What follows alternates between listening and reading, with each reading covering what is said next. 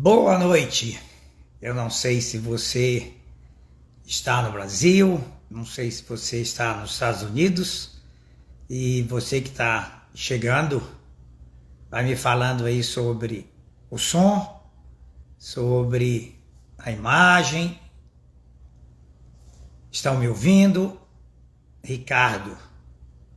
Doutor Ricardo Dante, há quanto tempo? Como você está? Me fala aí do som. Está me ouvindo? Não está me ouvindo? A imagem está boa.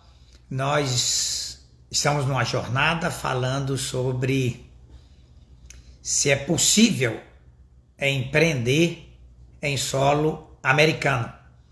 E temos tido muitos convidados especiais que já viveram essa experiência e hoje nós vamos, sem demora, convidar um desses grandes personagens da Flórida.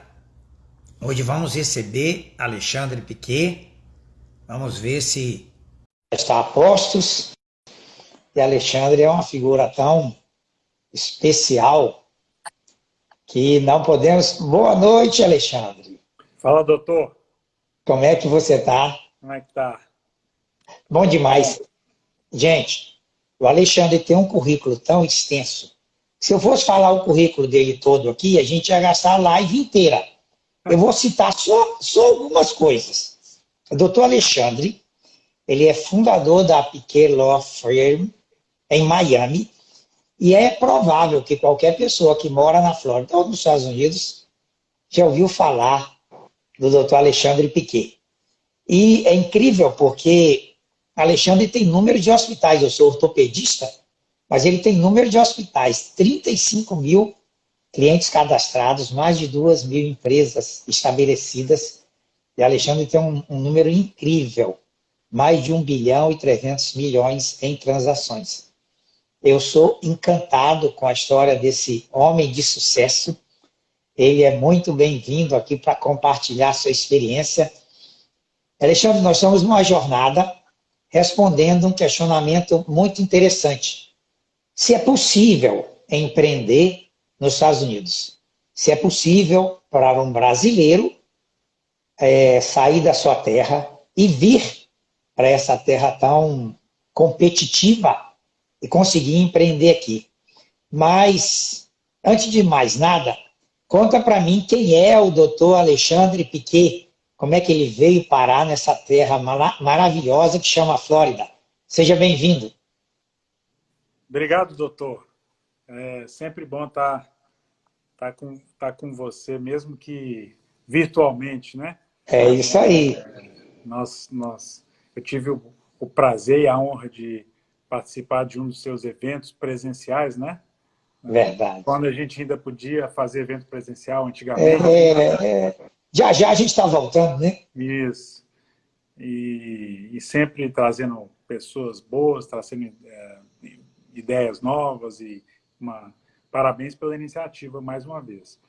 Eu te agradeço a presença. Obrigado pelas palavras, é o que eu falo. Mais importante do que ter um bom currículo é ter um excelente amigo, né? Que aí ele se encarrega de falar bem da gente.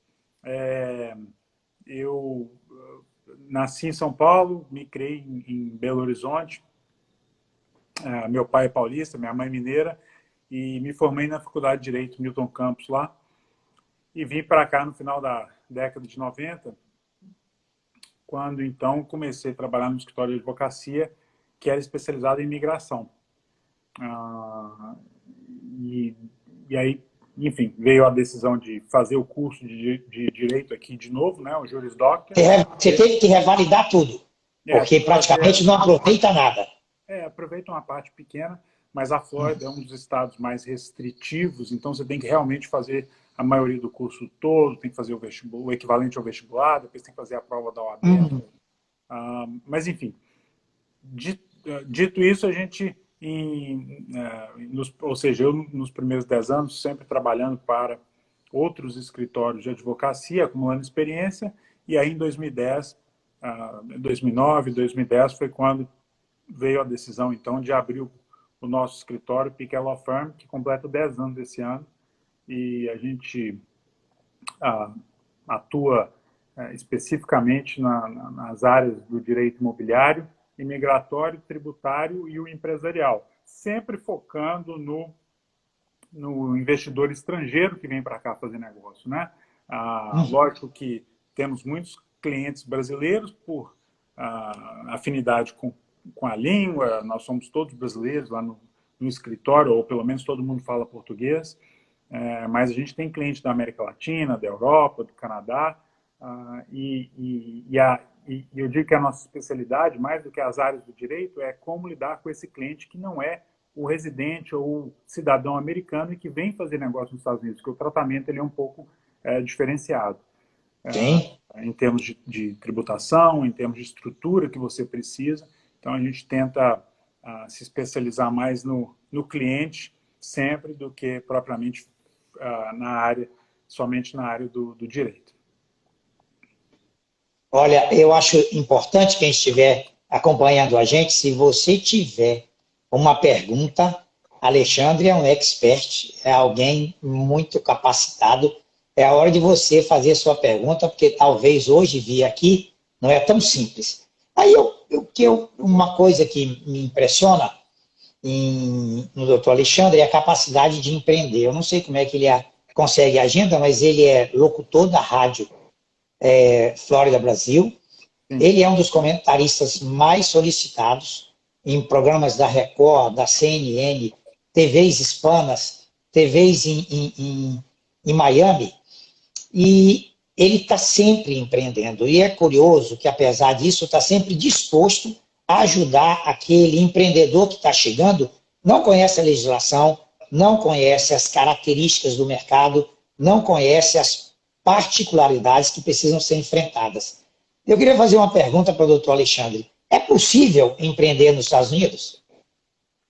Graças ao bom Deus e ao Benjamin Franklin e ao Theodore Roosevelt e todos os outros founding fathers aí que criaram essa grande nação, sim, é possível e ainda é muito bom empreender aqui nos Estados Unidos.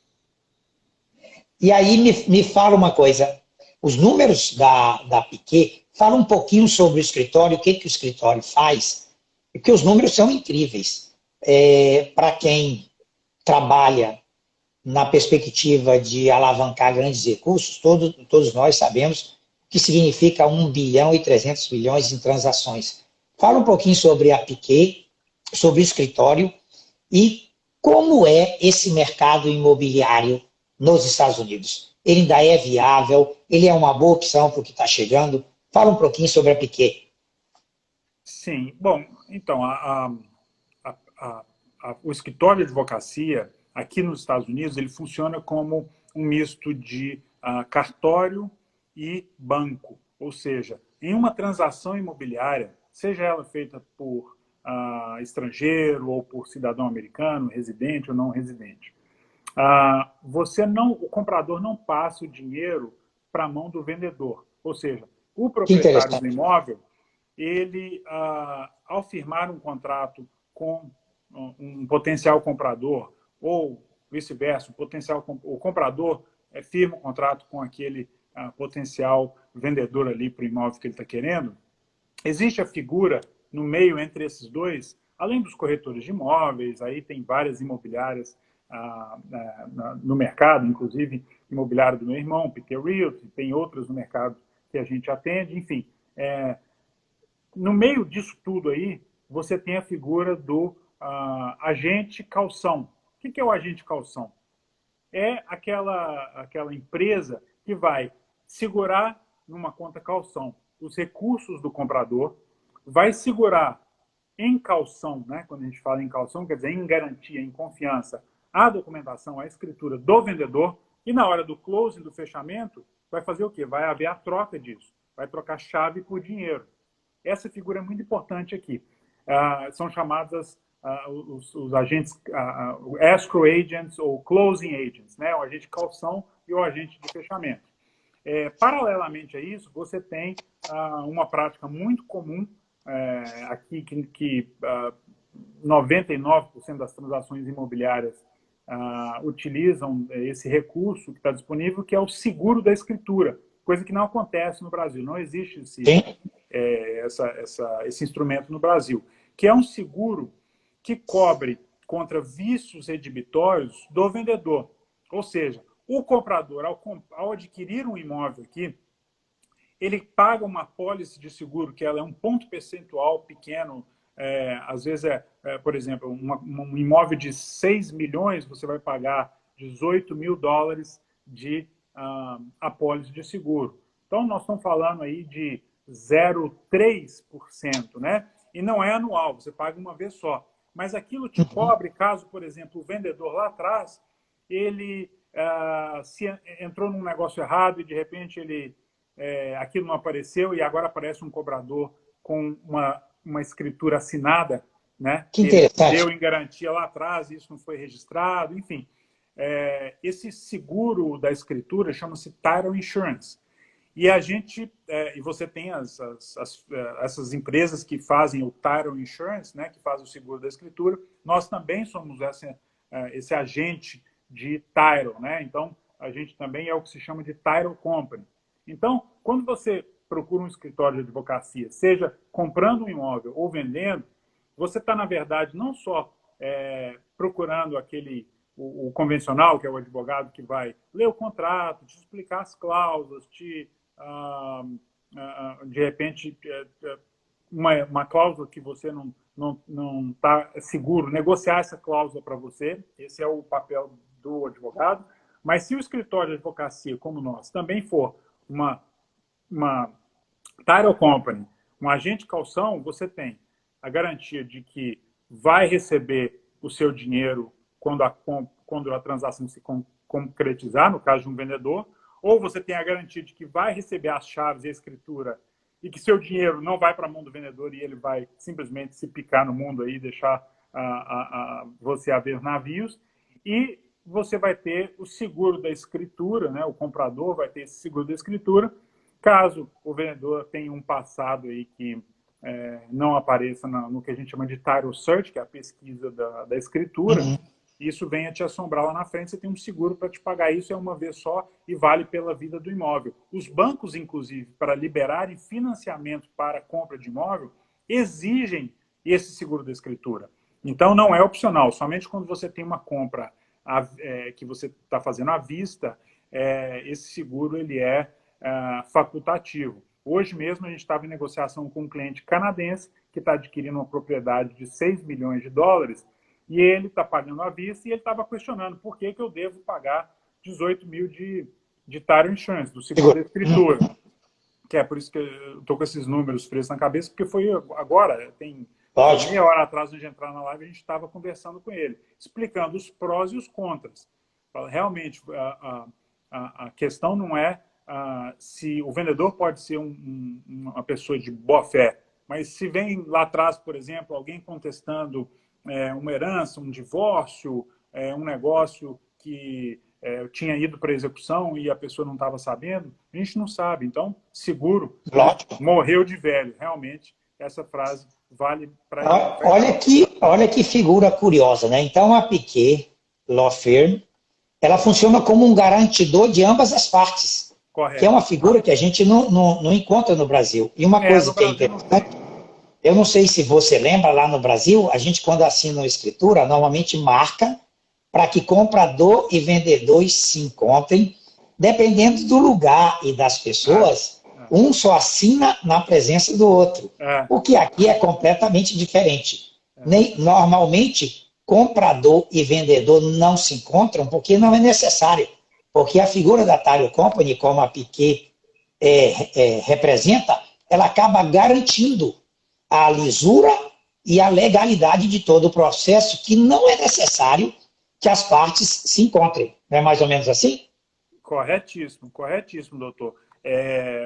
Realmente se existisse essa figura no Brasil, as transações imobiliárias seriam muito mais seguras e, obviamente, o contencioso acerca das transações imobiliárias, resultando aí das desavenças e dos infortúnios seriam bem menores. Porque aqui a gente... Agora, realmente, você tem que ter a figura de um advogado que tem uma conta calção. Essa conta é uma conta controlada, regulada, ou seja, o dinheiro que entra ali é o dinheiro do cliente, a gente só libera ou para, né, do comprador para o vendedor depois que a escritura estiver assinada, a gente tiver comprovação do que a gente chama de clear title, que é a escritura limpa, né?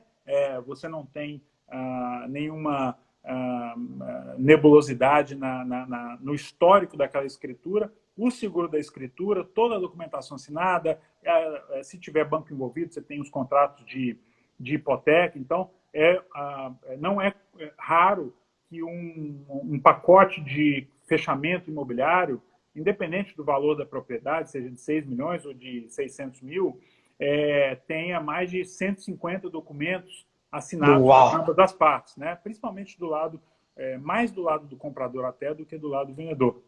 Então, isso tudo tem que ser notarizado, né? Porque a gente funciona também como um cartório reconhecedor de firma, ou seja, um tabelião de reconhecimento de firma.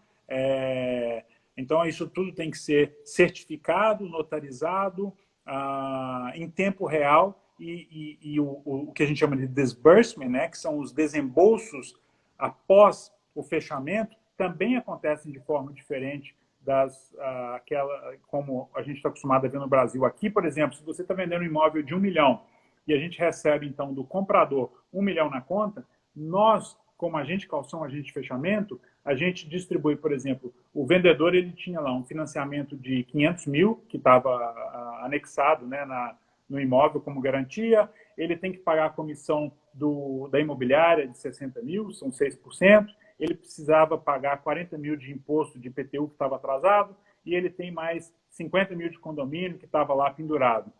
Esses valores todos aí somados, são 650 mil, nós temos que fazer esses pagamentos, nós temos que pedir o que a gente chama de stop letter, que são as cartas com a validade e o valor daquela quitação, com juros prorrateado, enfim, o banco, você tem lá uma hipoteca que te cobra os juros mensal, a gente fala, nós vamos fechar dia 20. Passa para a gente o valor da quitação para o dia do closing prorrateado até o dia 20. Se passar um dia, já muda e recalcula a folha, o extrato inteiro. Então, a gente tem que fazer esses pagamentos até o final do dia útil, e aí o líquido, né, que é o net proceeds da venda, a gente, então, passa para o vendedor. Então, é uma operação que não é simples de maneira nenhuma, mas ela é o que garante,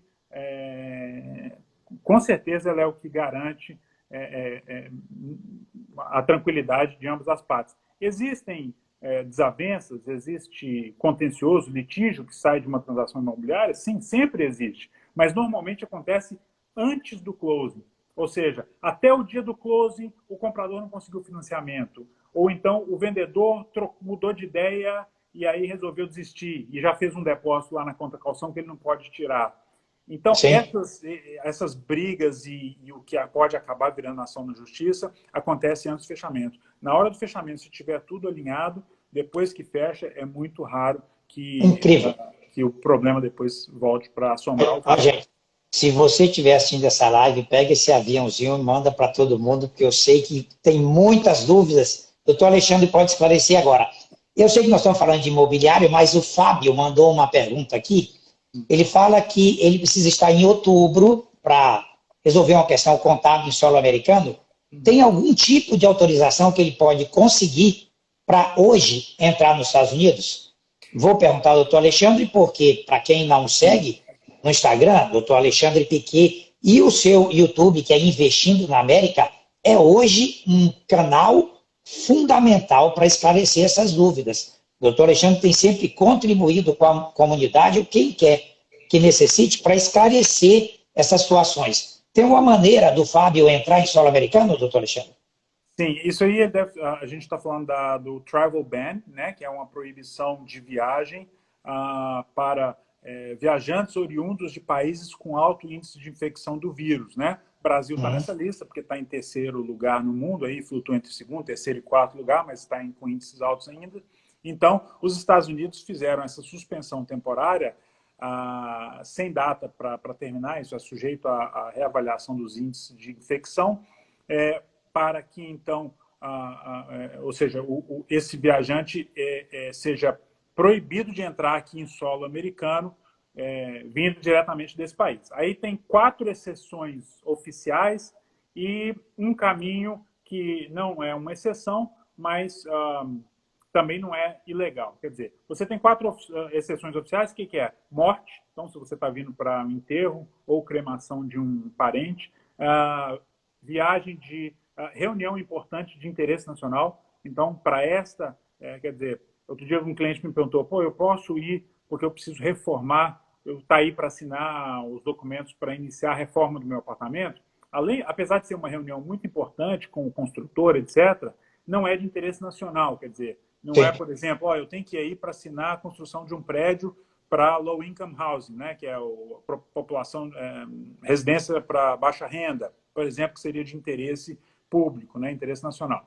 Então, tem que ser de interesse maior do que simplesmente o particular. A terceira exceção seria tratamento médico urgente. Então, por exemplo, a gente tem muitas mães que ligam lá para o pessoal da área de imigração lá do escritório e querem saber o seguinte, como eu faço para ir para ter o meu filho aí? Ter filho aqui não é ilegal. Só que com essa proibição de viagem, o tratamento teria que ser emergencial e necessário para que a mãe entrasse aqui e não simplesmente, né, esperar aqui até que viesse o momento de ter fazer o parto normal, por exemplo, em circunstâncias não emergenciais. Tá? O 4º motivo é se, por exemplo, você for convocado pelo Departamento de Estado, por qualquer motivo, você é um diplomata, você é um tradutor de língua árabe que precisa estar aqui no Pentágono, enfim, motivos militares ou de interesse do Departamento de Estado.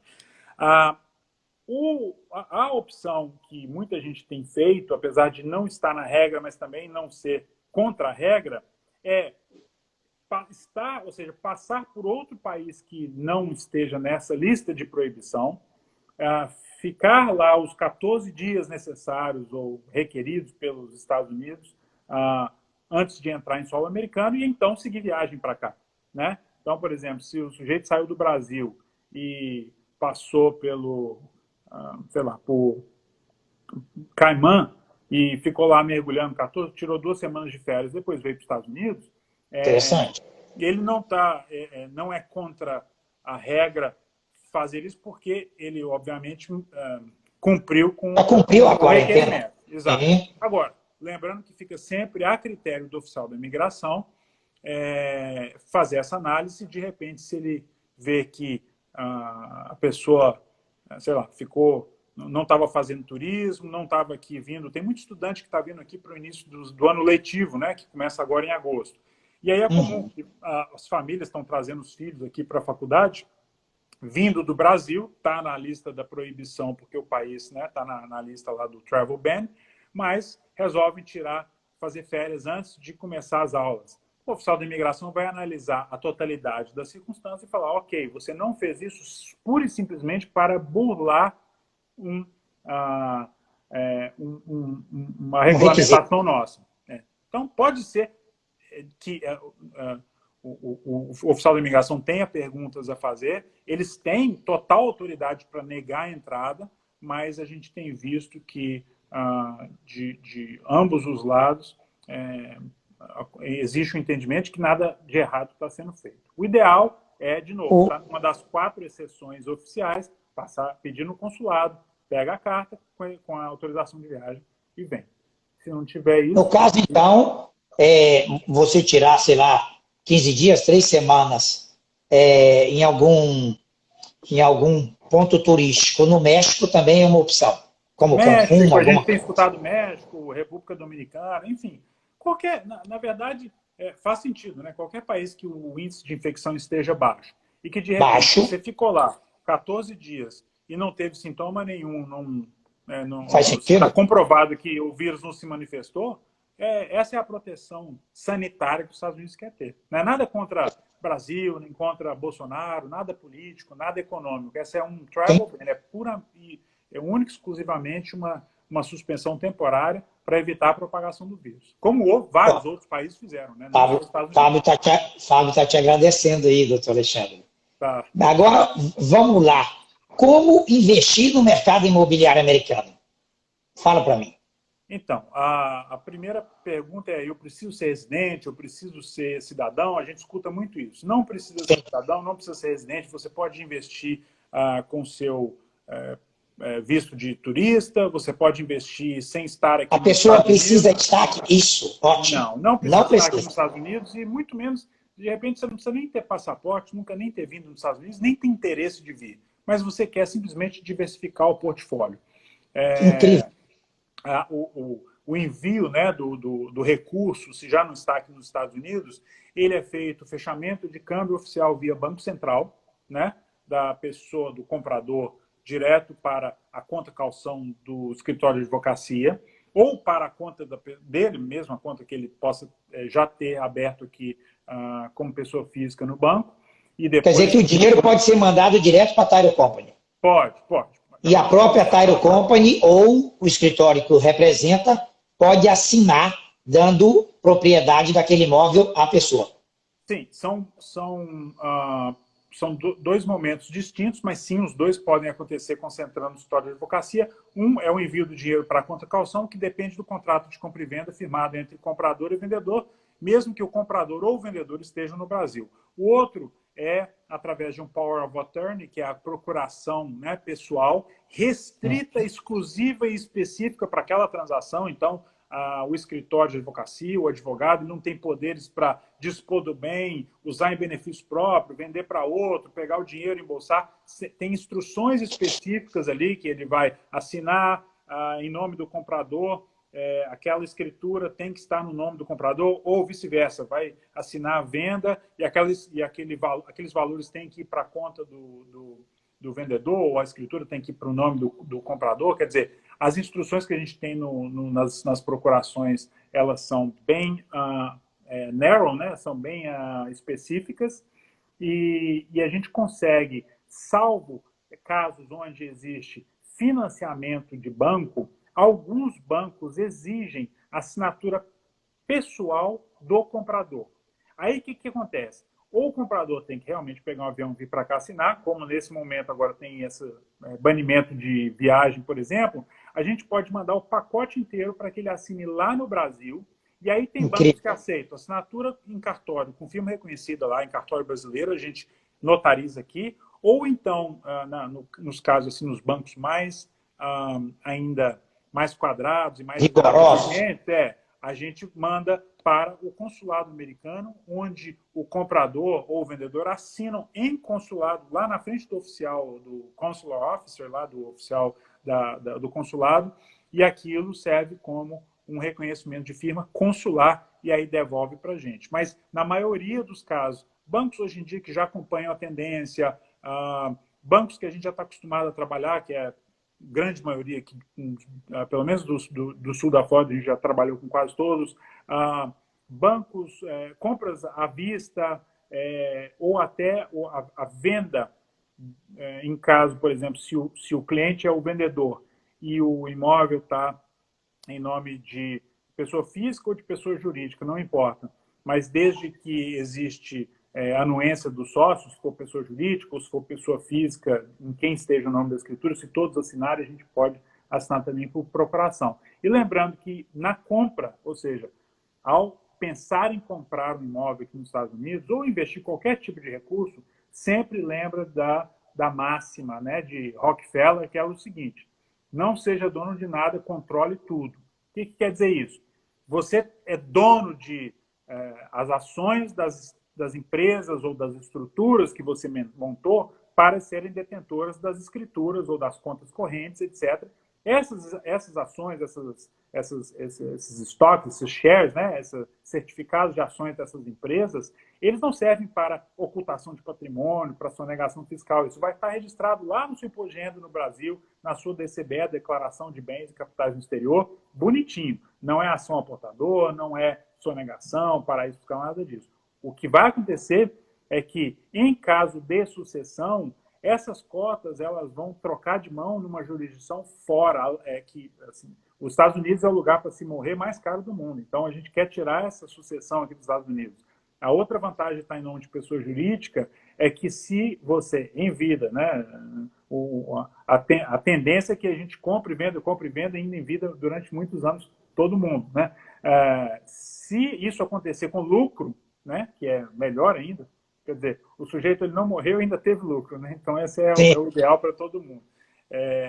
Ele vai pagar o imposto devido e vai pagar como um residente americano e não como estrangeiro. O estrangeiro ele tem uma retenção adicional de 15%, chamada FERPTA, e ela é evitada com uma pessoa jurídica local. Por isso que a gente sempre fala, na hora de comprar um imóvel, senta 5 minutos com o advogado para ele te explicar qual é a melhor estrutura jurídica de uma pessoa jurídica para que você faça essa aquisição, antes de começar a pensar na parte mesmo, essa da logística do fechamento. Fantástico. Olha só, talvez, para quem está no Brasil ou para quem mora aqui há algum tempo, isso não ficou muito claro. O que o doutor Alexandre está colocando é que, normalmente, você precisa discutir com o seu escritório de advocacia qual é a melhor estrutura para aquisição de um imóvel, se ele fica na pessoa física ou na pessoa jurídica, e quais são as implicações disso. Então, eu entendi, mas pode ser, no Brasil, o que é natural? Natural é que, ao comprar um imóvel, eu sempre coloco na minha pessoa física, porque fica garantido que é meu, que não tem problema nenhum. Mas o desenho aqui nos Estados Unidos, ele é diferente. E o mais seguro é estar na pessoa jurídica. E o doutor Alexandre falou a questão, por que se ficar na pessoa física, em caso de óbito, de falecimento, o que acontece? Você tem um imposto progressivo, que é o causa-mortes nosso aqui, assim como no Brasil, 4%, aqui ele chega a 40%. Então, ele 10 vezes maior. Aí você fala, como é que o americano, então, não fica pobre em 3 gerações, né, com imposto desde 40% de transmissão? É simples, são 2 motivos. Primeiro, que a isenção do americano ela é muito maior que a do brasileiro. A isenção do brasileiro são $60 mil, né, do estrangeiro em geral, ou seja, do não residente americano, são $60 mil, ou seja, um imóvel, ou conta corrente com dinheiro aqui, ou um carro, ou seja, qualquer patrimônio que você tenha, mesmo que você não more aqui, mas ele esteja em solo americano, a partir de $60 mil de valor, você paga imposto em caso de morte, ou seja, seus herdeiros vão pagar essa conta, que o imposto varia de 18% a 40%. Eu já ganhei minha live só nessa consulta aí, porque essa de outros bens ou mesmo valores eu não sabia. Mesmo valores, a tributação para o estrangeiro é a mesma. Sim. Muito interessante. Isso para o estrangeiro. Agora, se você for um residente americano, né, se você é residente dos Estados Unidos ou você for um cidadão americano, a sua isenção pula para $11 milhões, ou seja, $22 milhões por casal, $11 milhões por pessoa. Então, esse é um dos motivos pelo qual o americano não perde toda a fortuna dele em poucas gerações. O outro motivo é porque eles, culturalmente, já estão acostumados, ao contrário de nós brasileiros, a passarem o seu patrimônio para essas estruturas. Seja pessoa jurídica, seja um trust, que é uma ficção jurídica, né? A gente chama de ficção jurídica, não porque ela não existe, mas porque ela não é uma pessoa jurídica, ela é um contrato onde você, em vida, passa todo o seu patrimônio para aquele trust, e ele, então, tem conta corrente, ele tem um administrador, você é o beneficiário. É como no Brasil, uma mistura de uma SA e com fideicomisso e usufruto. Seria mais ou menos isso.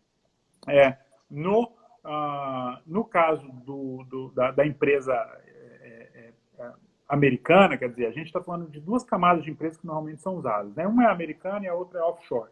Para planejamento sucessório, a gente usa uma empresa offshore para ser simplesmente a holding da família, controladora de tudo e evitar o imposto de sucessão. Para evitar a tributação adicional em caso de venda do imóvel em vida, em caso de venda de transação do imóvel local, aí a gente está falando de uma LLC ou de uma corp, uma empresa americana. Então, normalmente, essa holding familiar controla a empresa americana e a empresa americana é dona do imóvel ou do bem imóvel, né, seja ele comercial ou residencial, para que você não sofra uma tributação desvantajosa em vida. Então, assim, não é uma estruturação que ela deva começar muito complicada. Já foi-se a época, quando eu trabalhava em escritório de advocacia no passado, assim, quando isso ainda era novidade, a legislação da LLC, ela começou mais ou menos na mesma época que eu cheguei aqui nos Estados Unidos. Ela é de 99. E aí se falava muito em criar um bicho de 7 cabeças, uma estrutura assim, canhão para matar mosquitos, né? Quanto mais você pudesse vender para o cliente, porque você tinha que cobrir todas as possibilidades que podia acontecer. Hoje em dia, não. A gente tenta simplificar e vender um Lego. Você vai na loja da Lego ali, você pode comprar uma pecinha desse tamanhozinho aqui. Se você quiser, você pode montar uma casa com Lego. Você vai comprando peça a peça. Mesma coisa com essas estruturas. A gente vende, olha, você precisa de uma LLC e uma offshore. Depois comprou outro imóvel, coloca outra LLC abaixo dessa offshore. Ah, você precisa agora criar outro núcleo familiar, separa, faz outra holding familiar, outra offshore. E aí você vai montando a estrutura. A gente tem clientes que começou com uma pecinha e hoje tem mais de 60 empresas. E a offshore, ela pode ser estruturada em solo americano? Não. A própria definição, né, pelo fato de ser offshore, quer dizer fora da costa. Então, qualquer um dos 50 estados americanos vão ser considerados onshore, né? Então, vão sofrer a tributação federal, vão sofrer a causa-mortes, vão sofrer a transmissão das cotas dessa empresa americana em caso de morte, vai ser tributado da mesma forma que seria se o bem ou o investimento estivesse em nome da pessoa física. A gente precisa, para proteger e para legalmente garantir que não haja essa tributação aí sobre esse imposto de transmissão, isso tem que estar fora dos Estados Unidos. Realmente tem que ser uma jurisdição, preferencialmente, que não cobre, que não tenha tributação, que são as jurisdições de tributação zero, mas não são os famosos paraísos fiscais sob o ponto de vista de lista negra de Receita Federal. Então, jurisdições que são condenadas, por exemplo, pela Receita Federal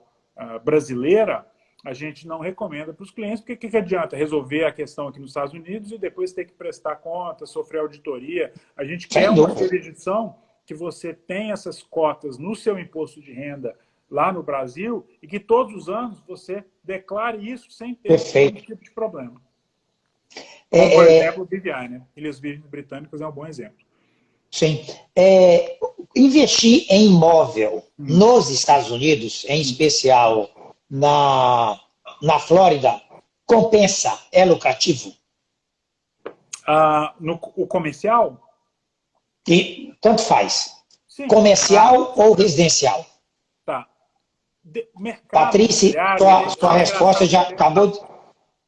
que o Patrício fez uma pergunta, o doutor Alexandre já deu a resposta. Espero que você tenha ouvido. Mas vamos lá. Imóvel residencial, comercial, compensa ou não compensa? Tudo compensa desde que você esteja municiado de informação. Informação é tudo. Quer dizer, você tem ali o corretor de imóveis que vai te ajudar com os comparativos da área, para ver se você está fazendo uma boa compra, quanto que está dando aquilo de retorno de aluguel na área. Normalmente, o imóvel de luxo, né, aquele imóvel que você compra de frente para a praia, comprou na planta da construção, você vai provavelmente ganhar com a valorização dele. Normalmente, o imóvel que você compra para alugar seriam imóveis talvez de valor menor, imóvel onde você vai ter vai estar alugando para força de trabalho, ou seja, um imóvel de luxo depende de repente do executivo que a empresa está pagando a moradia dele aqui. O imóvel que a gente chama de labor force, né, o imóvel para as pessoas que trabalham normalmente, é quem precisa morar perto do trabalho, é quem precisa, não tem condição de comprar, o crédito dele não está suficiente para ele fazer um financiamento, então ele precisa alugar. E imóvel comercial, óbvio que tem, aí você tem uma variedade grande, galpão, loja, etc. O ponto-chave de todo investimento imobiliária aqui nos Estados Unidos, é aprender que os ciclos aqui, eles são muitas vezes longos, né? Então, você não tem aquela história de o famoso flipping, né? Que ficou Sim. famoso aí 2008. 2008, 2010, 9, 10, 11. Houve uma depreciação muito brusca por conta do estouro da bolha do mercado imobiliário, mercado financeiro, etc., e fez com que, então, muita gente pudesse comprar isso a preço ultra depreciado, abaixo do custo até de construção, e conseguisse revender com um valor, ou seja, com um lucro grande. Mas nem mesmo os imóveis adquiridos naquela época, muitas vezes o giro disso não era tão rápido, porque você tem que esperar. É o que eu falo, você compra uma galinha morta, você tem que esperar ela ressuscitar, né? Para poder vender ela bem, porque senão você vai continuar revendendo galinha morta. Aí não vai ter lucro.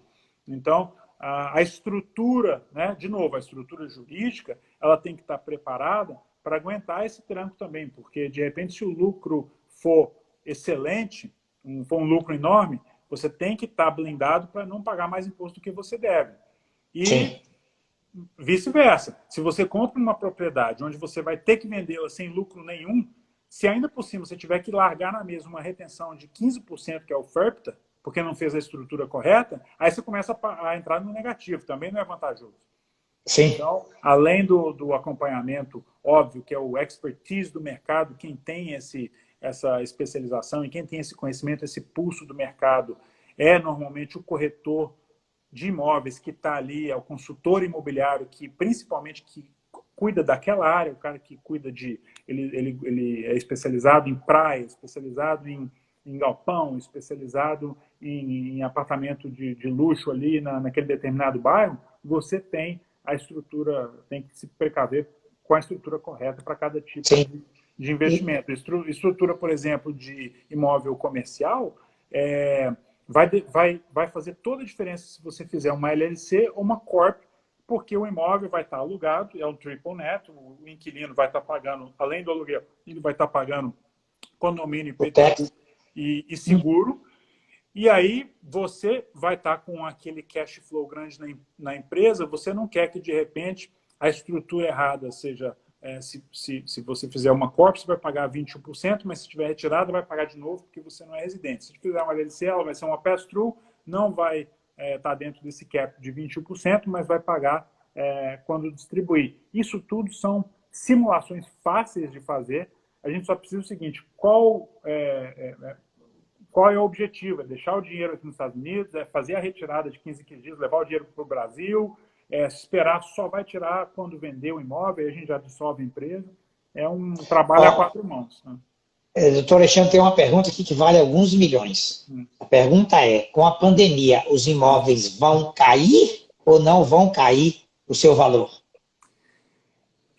Eu costumo falar o seguinte, quando a gente trabalha em escritório de advocacia, que é title company, closing e escrow agent, como nós, a gente é como se você tivesse na casa de máquinas de uma roda gigante, entendeu? E aí a gente vê a roda gigante subir, descer, né? Esse é o ciclo imobiliário. A gente viu muita coisa que caiu, claro, mas a gente viu muita coisa que subiu. Quer ver um exemplo, assim, sem entrar em muita detalhe, mas bem genérico? A gente viu, por exemplo, um aumento em uma valorização em casas. Por que casas? Porque hoje todo mundo está estudando de casa e trabalhando de casa, não está? A família está utilizando o espaço da casa mais. Então, se, por exemplo, antes uma família de 4 pessoas conseguia viver num apartamento de 2 quartos, por quê? Chegava de manhã, o pai saía para trabalhar, a mãe saía para trabalhar, os meninos pegavam o ônibus para ir para a escola, ficavam o dia inteiro fora, chegavam, jantavam, viam televisão, ia cada um para o seu quarto, dormia e começava de novo. Final de semana todo mundo fora, passear, vai para o parque, vai andar de bicicleta, etc. Um apartamento resolvia, um apartamento bem localizado, onde tinha que estar ali perto do trabalho e da escola. Muita gente alugava ou comprava baseado na escola. Eu quero estar perto de onde meu filho trabalha, né, do meu filho estuda. Muito interessante. Eu tenho clientes que se mudaram para outro estado porque o filho continua na escola que gosta aqui fazendo aula online, entendeu? Ou então, o colégio particular, você não precisa estar preso ao CEP, né, ao zip code. Ou Tem, então, tem. famílias inteiras que resolveram mudar para uma casa, porque o filho precisa de ter seu quarto para fazer a escola online, a filha também, o pai está trabalhando de casa, a mãe está trabalhando de casa. Nós estamos falando aquele padrão dos Estados Unidos, que é, que é 2 adultos, 2 crianças, um cachorro e uma hipoteca, né? Esse é o Ah, modelo americano. Mas, assim, realmente tem procura e demanda para tudo. E, obviamente, que de repente você tem um imóvel lá de alto luxo que estava dependendo, estava sendo sustentado, né? Um investidor brasileiro, por exemplo, veio, comprou aquele mega imóvel de alto luxo para utilizar somente como casa de férias da família.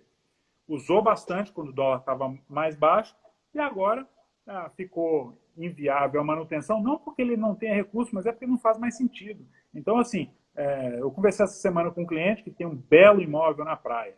Ele falou, Alexandre, vou vender. Pô, mas vocês sempre tiveram aqui, o seu pai, antes de falecer, sempre falar, o pai já era cliente nosso, hoje o filho toca os negócios, e eu lembro, seu pai sempre gostou desse imóvel, sempre fez questão, porque é um negócio que a família se encontra nas férias. Ele falou, ok, mas me custava 15 mil reais por mês, hoje custa 60 mil reais. Não faz sentido, entendeu? tenho. Verdade. No caso dele, não faz. Por outro lado, a gente tem esse canadense comprando um imóvel de 6 milhões, tem um outro lá comprando uma casa de 5 milhões. Depende da situação e do momento. Não existe uma regra onde você pode falar o seguinte, olha, agora com a pandemia não vale a pena ter imóvel em Miami. Agora com a pandemia vale a pena ter imóvel, vale a pena ter só casa, vale a pena. De novo, o mercado do sul da Flórida, sobretudo aqui onde a gente está, ele oferece opção para todo mundo. Tem cliente que falou o seguinte, eu estou com a pandemia, logo no início, antes do travel ban, o cara falou assim, olha, eu não quero eu não quero que a minha família passe outra dificuldade dessa num país onde a gente tem pouco suporte. E nisso, né, assim, o governo aqui estava soltando $1 trilhão de ajuda. Os caras falaram, eu vou mudar. Foi no meio da pandemia, largaram tudo do Brasil, vieram para cá, compraram um mega imóvel para a família. Então, o momento é que vai dizer o que eu posso falar para nós do escritório. A gente notou um aumento tanto na área de imigração, ou seja, muita gente que estava em cima do muro, não sei se eu mudo para os Estados Unidos, se eu não mudo, não sei se Estados Unidos eu vou fazer o visto, o processo de green card, habilidade extraordinária, muita gente pagando para iniciar o seu processo, porque falou, bom, Incrível. a gente não sabe o que vai acontecer, se vai travar a imigração, se vão construir muros, se vão bloquear, se vão suspender, eu já quero dar entrada no meu. Porque pelo menos com a entrada protocolada não tem como voltar atrás. Isso é uma Sem coisa que a dúvida. gente viu. E o movimento de fechamentos imobiliários aumentou demais. Justamente por causa disso, porque no movimento das placas tectônicas, tem gente que precisa vender, mas tem gente que está vendo a oportunidade e está comprando. Né? Lógico. Então, e além disso, tem o movimento dos refinanciamentos, que para a gente é um processo de closing, como se fosse uma compra, é o processo do proprietário, isso é uma figura rara também no Brasil. O proprietário, ele é dono do bem, aquele bem está financiado, por exemplo, lá 60% do imóvel financiado, ele tem 40% de equity, né, que é a gordura dele. E ele fala, bom, eu estou precisando fazer um caixa em dólar para não ter que ficar mandando real aí com esse dólar alto. Aí o que ele faz? Ele vai no próprio banco dele e refinancia. Fala, está 60% financiado, eu quero refinanciar e aumentar isso aí para 75%. E aí ele pega essa gordura de 15%, deixa no banco para ir pagando as parcelas. Ou então ele quer refinanciar porque o imóvel subiu de valor. Ele tinha 60% financiado de um imóvel de 1 milhão, era 600 mil, de repente o imóvel passa a valer, sei lá, 1 milhão e 200, ele fala, opa, criei uma gordura de 200 mil, não vou deixar parado no imóvel, deixa eu Querido, é pegar essa lógico. gordura aí, faço um refinanciamento e tiro esse lucro aí, né, que eu tive com essa operação. Realizo. Já que você está falando desse movimento, que conselho que você daria, você que já está 27 anos? Quanto tempo na 20, América? Há 20 anos na 20. América. Que conselho você daria para essa família que decidiu e está fazendo a transição para vir morar, vir estudar ou vir empreender nos Estados Unidos? Primeira coisa que a gente sempre fala, né? A decisão ela tem que ser familiar. Já vi N casos de famílias onde existe uma estrutura financeira forte por trás, onde existe todo um planejamento tributário, muito jurídico, e eles esqueceram de um detalhe importante, que foi sentar na hora lá do jantar e conversar entre a família e estar todo mundo em consenso. Porque... Esqueceu de combinar com os russos, né, Alexandre? Combinou com todo mundo, com o contador, Exatamente. com o advogado. Já vi N vezes isso acontecer. A pessoa chega, está num apartamento, no prédio mais luxuoso, está com a estrutura de empresas toda perfeita, e os investimentos, tudo. Aí, por exemplo, o marido não está satisfeito porque não era isso que ele queria, ou a esposa, ou um filho, e aí, de repente, tem que desmontar a operação toda porque a família... ou seja, então, o mais importante é isso. Uma vez que a família está com... Ou seja, mesmo que a ideia parta de um, ou por necessidade de um, às vezes é um emprego, às vezes é uma transferência, né, de executivo, a gente cansa A escola de um filho, é isso aí. A carreira de um dos... carreira, a carreira de alguém. A gente cansa de fazer visto L1, transferência de executivo. Aí tudo bem, os outros vão meio que acompanhando. Mas uma vez que pelo menos isso, os motivos são colocados na mesa, às claras, aí a segunda coisa é realmente procurar um profissional do direito. Falo isso e, de novo, lógico que o nosso interesse é sempre vender nosso serviço e estar à disposição para ajudar e ser remunerado por isso. Mas eu diria isso para um filho meu que está se mudando, por exemplo, para outro país, está mudando para um país na Europa.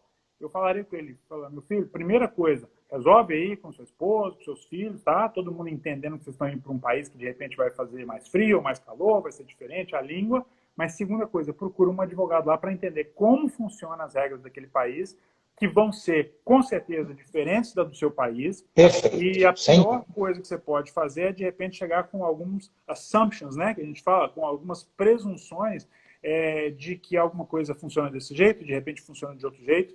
Não vale a pena, porque o erro sai caro.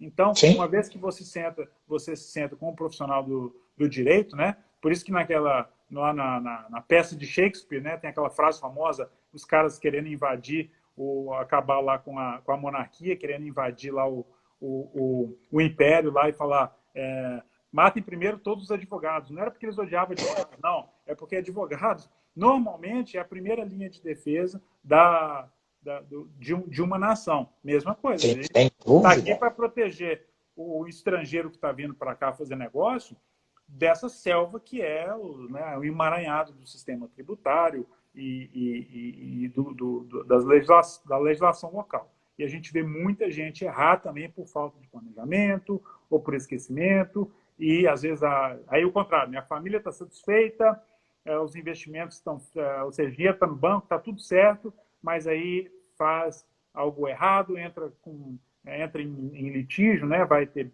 um contencioso na justiça, vai custar caro, aquilo vai acarretar em perda de dinheiro ali da família e também pode criar um desgosto. Então, se puder planejar junto com o advogado... Você vê que a transição não é um processo simples, que requer muitos cuidados e planejamento para que não haja desconhecimento e surpresas, e que acaba, muitas vezes, destruindo um belo projeto e um belo sonho. Correto. Tem que pelo menos saber onde está pisando. Tem que saber pelo menos o básico das regras, ou pelo menos estar com algum profissional que saiba. Tem uma pergunta aqui, a Bandra está perguntando se é possível, através de um escritório de advocacia, como a Piquet, fazer compra e venda sem um corretor, ou a presença do corretor é obrigatória. Tá. Normalmente, quem faz essa intermediação realmente são os corretores de imóveis. Tá? Sim. O escritório de advocacia, até por questões que a gente chama de liability, né, responsabilidade civil, e conflito de interesse, normalmente a gente atua de forma mais imparcial, que é esse agente calção. A gente pode representar um lado ou outro da transação como advogado, né, como legal counsel, mas a parte de vendas, a conexão comercial, normalmente é o corretor de imóveis. E eu te digo, eles são os mais indicados para fazer isso, porque eles têm aqui nos Estados Unidos Com também, certeza. diferentemente do Brasil. Tem um negócio que chama MLX, que é o Multiple Listing Search System, que é todos os imóveis listados no país, mas óbvio que aí você está falando concentrado na sua região. Você pega, eu quero saber eu tenho um imóvel e eu quero comprar. Lista ele nesse MLX com um corretor de imóveis, só eles que têm acesso a isso. Ou então você fala, eu quero comprar um imóvel nessa área aqui, nesse bairro. Vai no corretor de imóveis que ele puxa no MLX tudo que está disponível. Então, as oportunidades de mercado, você também vai ter um acesso muito melhor através do corretor de imóveis. Realmente, eles que têm essas ferramentas aí para fazer isso. E, obviamente, tem o famoso Sale by Owner, né? Que é a pessoa que coloca a placa ali na porta da casa e conta ali com meia dúzia de pessoas que estão passando na frente para poder, eventualmente, aparecer um comprador. Mas que, ou seja, o seu raio de penetração, estando na internet, nesse sistema específico que existe entre os corretores, vai ser muito maior. Por incrível que pareça, nosso tempo acabou. E, doutor Alexandre, já foi, temos 4 minutos. E eu queria aqui falar, assim, da alegria de receber o doutor Alexandre. O doutor Alexandre, ele sempre se apresenta de uma maneira extremamente generosa. Nunca vi em nenhum ambiente ele sonegar qualquer informação e ele é sempre transparente. Um comentarista requisitado por todos os meios de comunicação, tanto do Brasil quanto aqui. Eu queria dar 1 minuto para ele dar uma palavra para esse brasileiro que está lá no Brasil sonhando em empreender nesse país. Se de fato é possível esse sonho se realizar. Sim, eu queria colocar à disposição aqui nossos contatos. O website é Piquet, como o nome, né, meu sobrenome e o nome da firma, Piquet, Law Firm, L-A-W, F de faca, I-R-M. Piquet Law Firm, acho que a Thaisa está até aí na conta da Piquet Law Firm, ela pode colocar a informação. Thaisa, já escreve aí. E o telefone... tá aí, ela acabou de colocar. Tem... o WhatsApp hoje engloba tudo, né? Porque você vai no WhatsApp ali, manda mensagem, ela te direciona para o website, enfim. Mas o mais importante, doutor Neymar, é a gente lembrar que aqui é um país que até estava vendo um filme bacana ontem sobre a história da Guerra Civil aqui dos Estados Unidos. É um país que ele foi construído com muita luta e com princípios de deixa eu conquistar o que é meu, porque nada foi dado de graça. Aqui não teve, por exemplo, né, a gente sabe, não teve aquele clima tropical maravilhoso que de repente você tinha ali tudo à disposição, todos os recursos naturais à disposição. Aqui o índio, no inverno, se ele não matasse o búfalo, ele morria de frio, entendeu? E se ele não guardasse a carne, ele morria de fome. E aí os desbravadores que vieram lá do velho mundo, se eles não lutassem com esses índios aqui, que eram tudo, entendeu, selvagem também, e estavam brigando pelo que era deles, quer dizer, não importa de qual lado da história você esteja, depois a guerra civil entre norte e sul, um queria acabar com a escravidão, o outro queria continuar. Esse é um país de muita luta, então venha para cá, mas venha preparado para trabalhar e ralar bastante, porque aqui, com certeza, não vai cair nada de graça na sua cabeça, não. Mas aqui é a terra vale a pena. É isso aí, dos homens bravos e livres. Alexandre, muito obrigado, é sempre um prazer. Vamos marcar outra. Obrigado, foi muito esclarecedor. Uma boa noite para você.